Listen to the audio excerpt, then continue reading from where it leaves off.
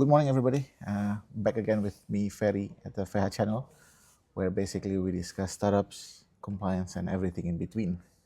So for today, I have a special guest. I know him for 3 years now. Yeah, I think 3 years, yeah. 3 years. So I'll let him introduce himself. I'm Wijbren Taconis. I'm currently working at HQO as an information security and compliance officer. And in the past I worked with Ferry and now I'm working on HQO on a full compliance and GRC program. Cool. By the way, I always have these questions for you because I started this career unintentionally. I graduated from school and I want something else, and then I end up in this industry. But I reckon that actually you know that you want to move to this direction, security. Like why? Well, By the way, for your information, he's still under 25, right? yeah, Right. I would So call it a young professional. this is the different age that we have right now. Well, I didn't go intentionally to cybersecurity.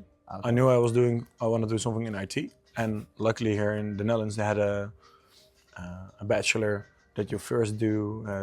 For your half year, did everything. So I did a bit of software engineering, the business-wise, security-wise, content creation. Like I got a bit of everything to taste it out. Mm-hmm.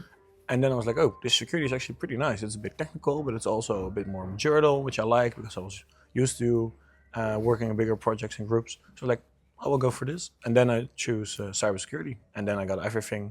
It's pretty broad. I got the more technical, so the software security part, network security part, because I was interested in it. Wasn't really good at it, but I was really interested in it. And I was like, if I want to manage this process, because I like that more when I got more about the GRC, the risk management, when I got those topics, also social engineering. And I was, well, it's good to know a bit more of the technical stuff. You don't have to be good at it, but if you know the basics, you can communicate with people better. So that's why I then focused on like how the information security management part specifically. Yeah. Back to that GRC terms. By the way, for those who never heard about this before, so GRC stands for governance, risk, and compliance. Basically, that's where the auditing sits in, risk management or compliance. Most young people that I've talked to, when they hear about cybersecurity, they want to do pen tests, red teaming, blue team, purple team.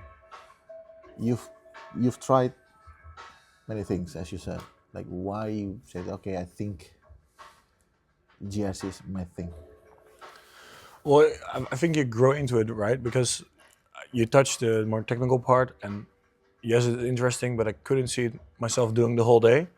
And with GRC, for myself, at least, what I really like is that it's more, you're more switched on because you're switching the whole time. So, for example, my current day-to-day, at one moment I'm working with developers, discussing the latest pen test, what are the problems they found, how can we fix it, what are the timelines. And then a meeting later, I'm in with HR, talking about our onboarding process, like what is needed. And then in the afternoon, after lunch, I'm talking with our legal team, like, hey, a privacy policy, did we review it, did we fix it? Like, it's you're all the time switching from different kind of perspective, different kind of people, which makes it interesting because it's changing, it's different the whole time. So Okay. it keeps you awake and sharp. But do you think anyone else can be part of that or this field, or there is a certain thing that they need to know first or to master before entering, or with all this rumor about we have limited cybersecurity professionals in the world? No, I think you always need to be curious and keep learning. This is what I noticed, Lisa, for my couple of years now in the field. I kept learning because the field's changed the whole time. The risks change all the time. What is happening in the world? Well, we see AI is booming. Like, we can have a full conversation about it for hours.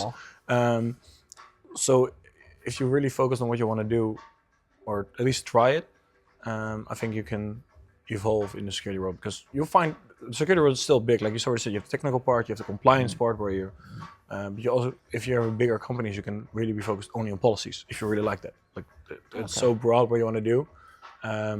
You just have to figure out where you want to go by trying it. True. Oh, by the way, so for your information, I met this guy for the first time when he worked for OfficeApp, Yeah. like a startup in PropTech based here in Amsterdam before it was acquired by another PropTech company. So I met him. The first time is actually where he already have a kind of like a mandate, so to say, to help the company, be ready for ISO 27001 certifications, right? Yeah. Is it including SOC 2 back then? No. Oh no, it's only Only ISO, right? ISO.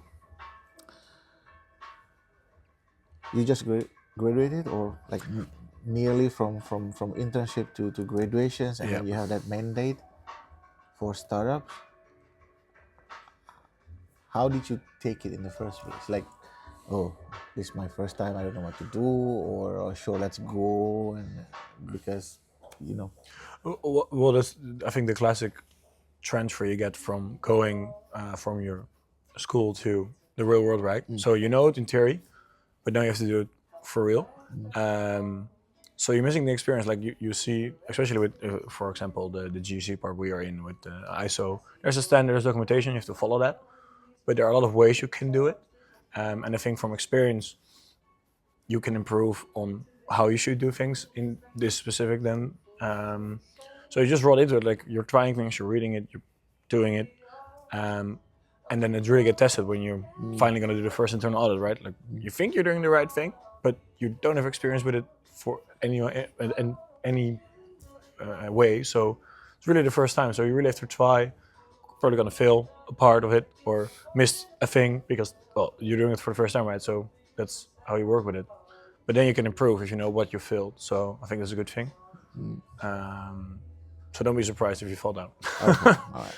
So continuing to that, I do have some questions already asked by some people who already watch our channel. So you can just say what, but just be careful because you might. Don't say the wrong things. Yeah, basically don't say the wrong thing. But basically, we want to discuss about some myths or some beliefs that maybe you can share from your angle. Yep. Because again, there is no script here, by the way. So he will just answer honestly from his experience working with startups and scale ups. Right now, it's considered scale ups, right? Yes. So I was first part of an internet OfficeApp Yeah. with the obligation for ISO. After my internship, I stayed as an employee. Then I got acquired by HQO, and instead of being only focused on OfficeApp, grew into the HQO program Okay. full, and that's where All right. I'm at now. Okay. So, first question: why startup needs to prepare or get ready for ISO now instead of later? Well, what I would say now after 4 audit rounds, Okay. well, I learned like time's flying fast. 4 audit rounds. The audit itself is going to be simple if all the work is already done in the period before, right? Because there's a lot of obligations you promise yourself in your policies or stuff you are obligated to do according to the standard that you're trying to get certified for. If you have to do it last moment, it's going to be a rush job. The quality is going to be bad, I would say. And if you do what you promised to do through the whole year, for example, let's look back, then the audit is like, yeah, we did it. You want to see it? You can prove it. Like then the audit conversation is going to be way more easygoing. You're going to you're going to be prepared, which also means you as a person are less stressful in the call because we did everything. We're going to be fine. They just want to see it that we did it, but we did. So All right. it's going to be a nice chat with our auditor because they're also curious, like how did you do it, what they did, how do you do it? Because there's some gray area in the standards, right? Like you need to have it, but okay, how you do it is not per se always defined. So you need to do it your way and show it how you do it because they also can have learnings as an auditor. Like, hey, oh, you did it that way. That's actually a good one. Okay. Second question is, some people, especially startups, think that if they can get ISO certification or SOC 2, then it will be faster for them to answer all the security questionnaire. Is that true, or is there any other benefit that you think especially after OfficeApp got the first certificate? You're always going to have people ask questions, even if you have the still knowing from experience. even if you have the questions laid out publicly on your website, they're still going to ask them, even if it's there. Whether you have the certification or not, you will always Yes, get we the have the question. ISO 27001, the newer 2022 version. We have a yearly SOC 2 report. We have a public-facing website where we have a lot of frequently asked questions, where it's stated how many backups we make, when, what, how, and we still getting the questions. Do you make backups? I'm like, yes, we make backups, which is fine, right? And I still see that now more and more often when I'm getting more and more in contact with clients too. Sometimes they just need to hear it from someone. Oh. So they need to see a face. And to answer your question, like, does it help to get ISO? Yes. I always use the example, who do you trust to step in a car with? Someone who has experience with a lot of driving, or someone with a driver's license? Someone can be way better at driving, but you still trust a guy with a driver's license to step in the car with. Got it. Okay. It's not always I better understand.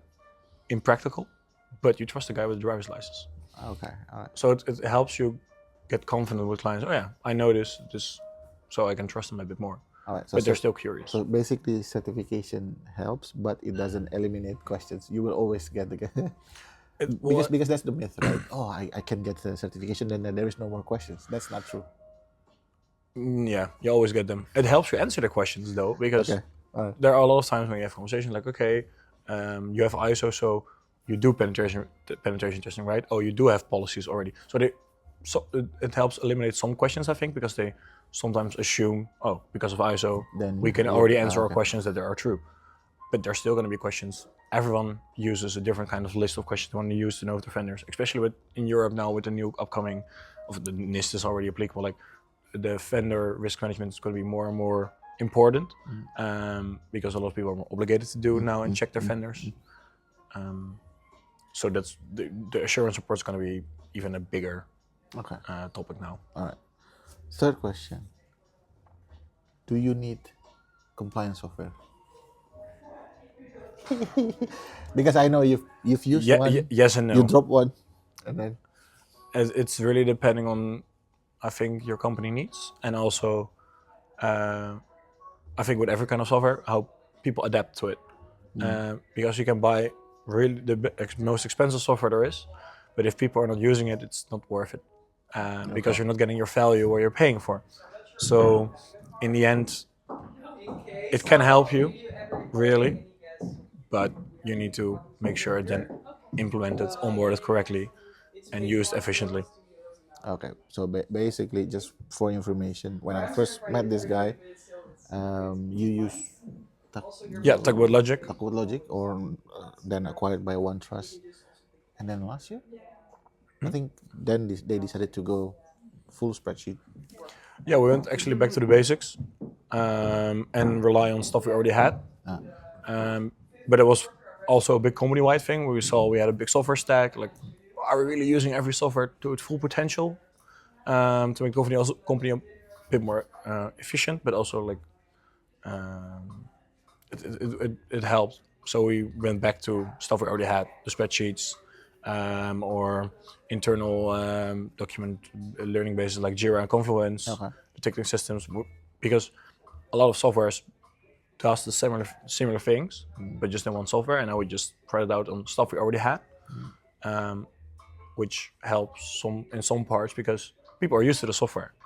So you don't have to learn them the new software that we bought, but the software we already use, they know how to use it, so it's an easier step. So that made some stuff efficient. But then what's the biggest difference, or the biggest, the biggest difference that you see? Oh, okay, today you use that compliance software, then the next day you don't, apart from manual stuff. But is there any difference? Well, if you're switching from one to the other, you need to make sure you're not missing anything, because then you're gonna fall with your next audit because you. True. But to transfer over, you're missing like important documents or important stuff. And I would say, from my experience from the last 2 years, with going back to more manually, staying in control is sometimes a bit harder because there's so many stuff scattered around, different kind of softwares, that if you don't manage and track it right where everything is, you're gonna get lost. So then during your audit preparation, you're missing a document, like, oh yeah, that's true, we stored it there, and oh, we didn't review it. We have to fix that before. So that I think that are sometimes risk of being a bit more spread out. With I think with compliance Eventually, software, it's going to be is more centralized. So everything is in there. So it's the one to go spot. So that's convenience then of the software. So that's the biggest risk I would say that is there. If you're missing okay, your own stuff. okay, okay. Then next question. I forgot already how many questions. How long would you say any startup need to implement all, basically ready for an audit? Oh, Is 2 weeks enough, that's or is 1 month enough, that's a really hard one. You or 2 months see, enough? you see a lot of promises, I would say, and I think in the end it's all about how bad the company wants it, Okay. and with the right experience. Because if you really wanted to, you can do it in a month. You can implement all controls in a month. But is it going to be effective? I don't know. Because then you're rushing all the stuff you need to do in 1 month. But how are you going to do it then the next year if the surveillance audits come? If you don't have your processes on point, like you can rush everything in a month. For example, walk through the basics. You can have your policies in a month. You can have your people accepted in a month. You can run a pen test in a month. You can have a nice ticket system set up for your change management, for your offboarding. Then you tick a lot of the boxes already. It's there. But is it working? You don't know yet because you haven't worked with it for a long time. You just rushed implement it in a month, and then during the audit, which is a point in time audit, you would say yes, it works, and then yes, it is. It is. The auditors will say it's indeed is there. It is. It works. Okay, but then they come back next year, and then they will see. Okay, you said you were going to review everyone's access every 6 months. Did you do it? Oh no, we forgot. Okay, finding because you don't follow your own policy. On offboarding. Oh yeah, we had the ticketing system, but our HR forgot to work with it for half of the tickets. Okay, so you're missing half of your tickets, so you don't follow your own policy. So you could rush implement it, but it won't be effective. Okay. I think. Okay. So let's just say, because I keep a lot of questions, especially from startup in less than 20 people, like a Yeah. really early stage startup, right? Let's say they create these nice services. It's a B2B services where they want to get, of course, bigger clients, so they need to have these certifications in place. Let's say if someone comes to you, hey, Wijbren, I have a small startup, sometimes less than 10 people, or even up to 20. Like, how long would you say like a nice pace would be? To be ready for internal audit, I would say 6 to 9 months. Internal audit. Yeah. Okay. So you're certified in a year, Okay. Okay. but I would say 6 to 9 months because you can work as hard as you want. For example, if they hired me to do it, but I need people internally. You need a person from HR, you need a legal person, you need someone from DevOps or development or the head of engineering, because there are topics about, if you're a software company, like you said, there are controls related to software development.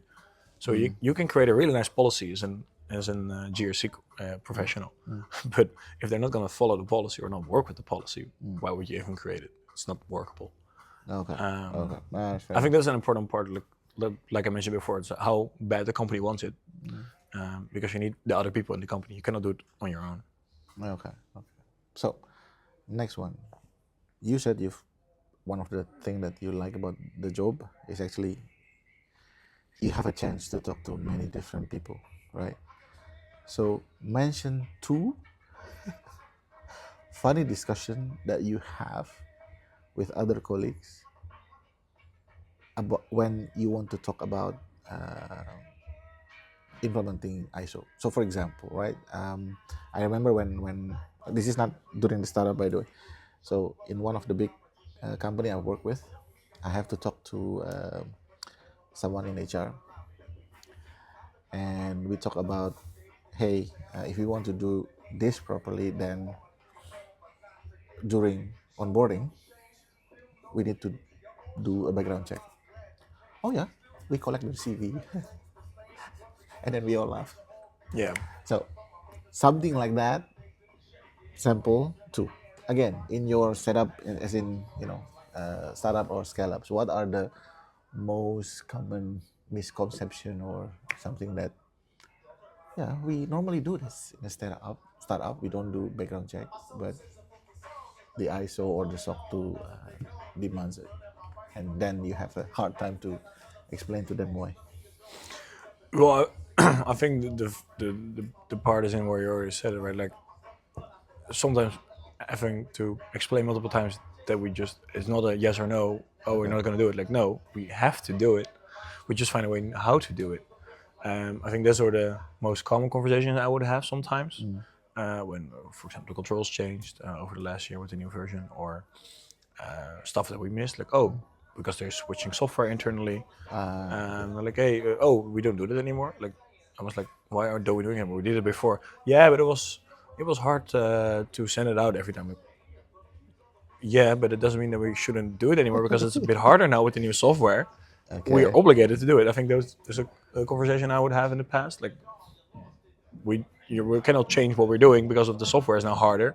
You change software, so you just need to manage with it and fix it because you need to have an obligation to do it.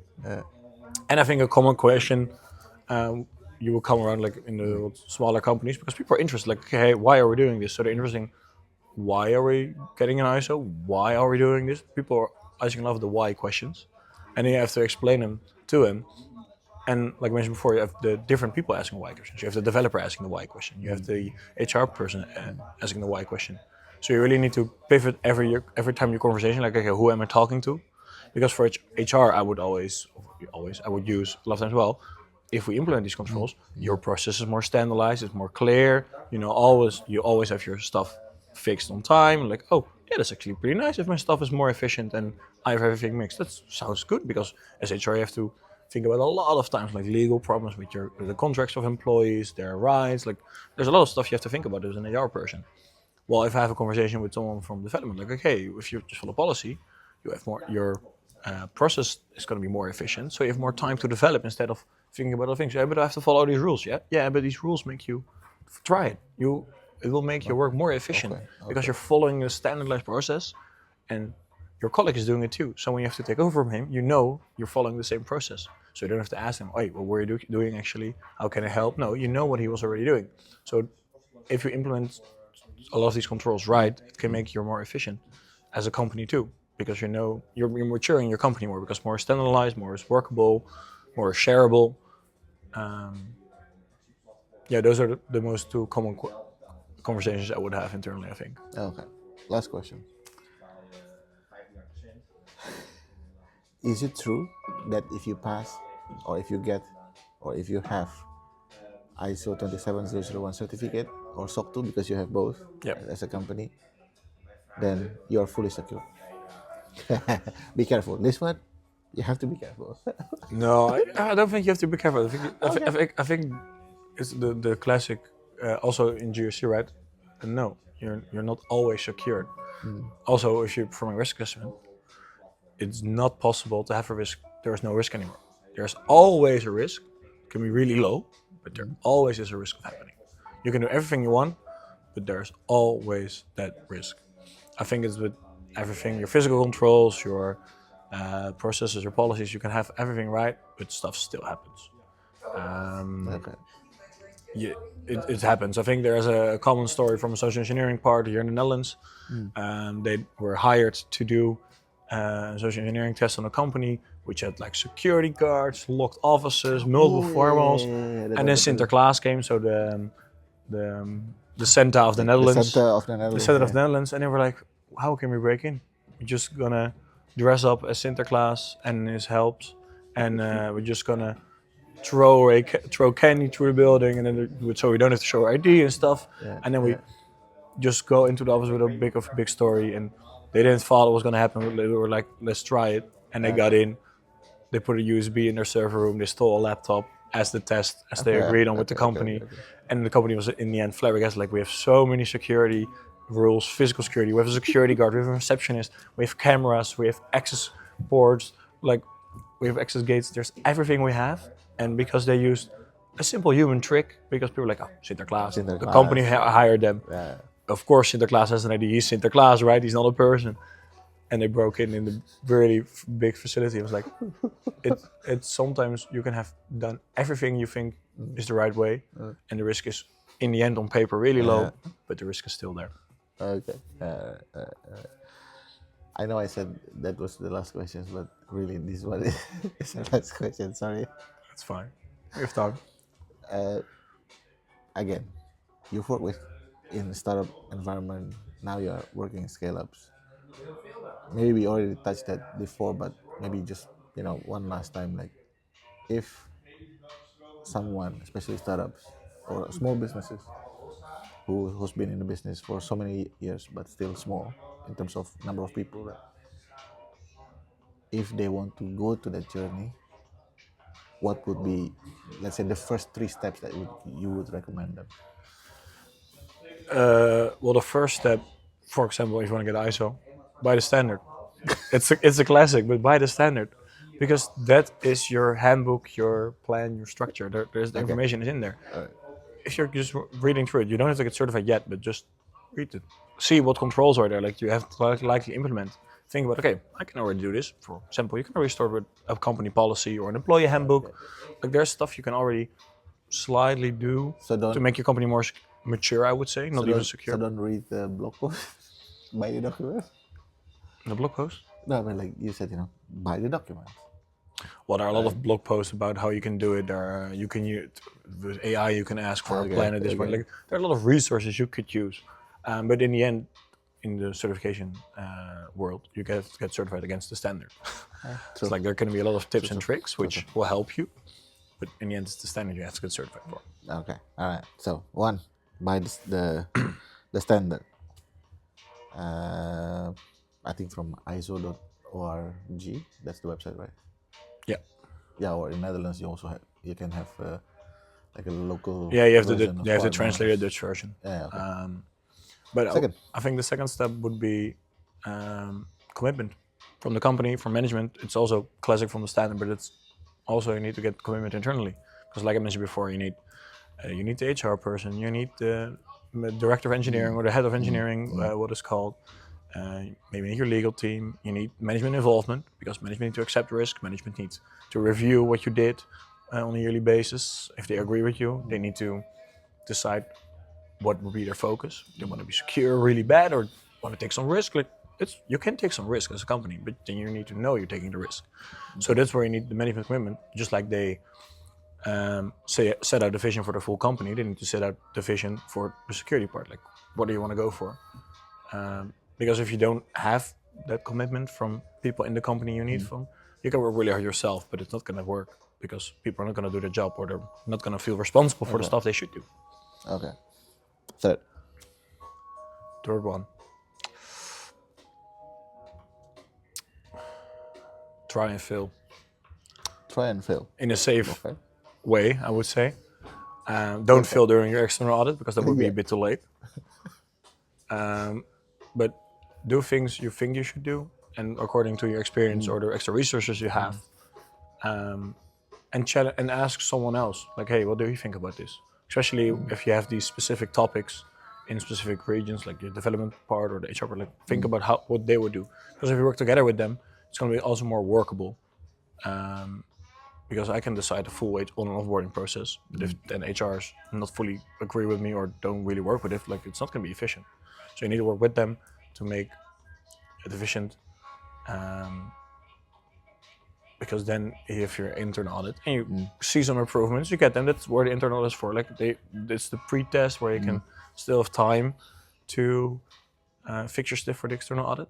So make sure there's a time between your internal and external audit. Don't make the time too close, because if it's going to be too close, then you have less time to fix the stuff that came up. I would say that's the 3 things in the end to start, and in the end get certified. That's where you want to get. Okay. As security officer, do you have hobby? Do I have? Do you have hobby? A hobby? Yeah. Yes, too many. All kind of water sports, I would say. Okay. All right.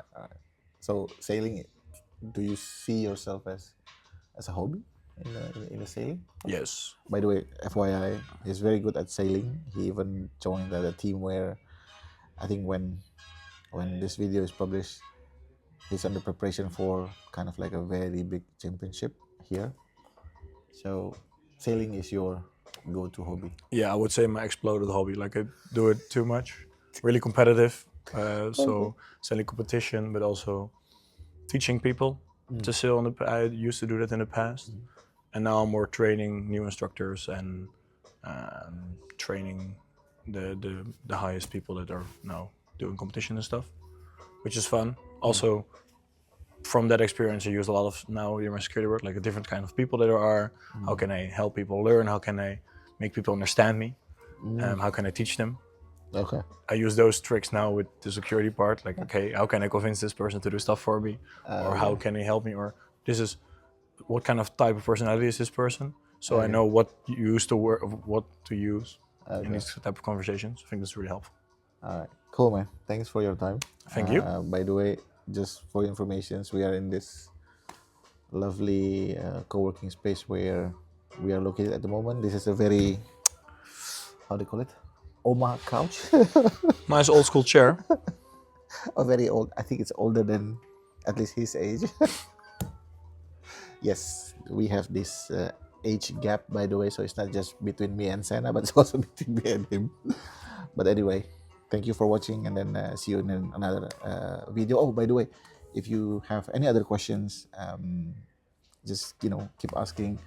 And then if you know someone who would like to jump to nice chatting with us like this, whether in person, hopefully in Netherlands, or with Zoom call, just let us know. And in April, we are going to Singapore for GITEX Asia. So if you also have time, people from Singapore, if you want to meet, just to have a nice chat in McDonald's, by the way. I don't really go to bars anymore. So let's meet there. And then, I'll see you soon. Thank you. Bye-bye.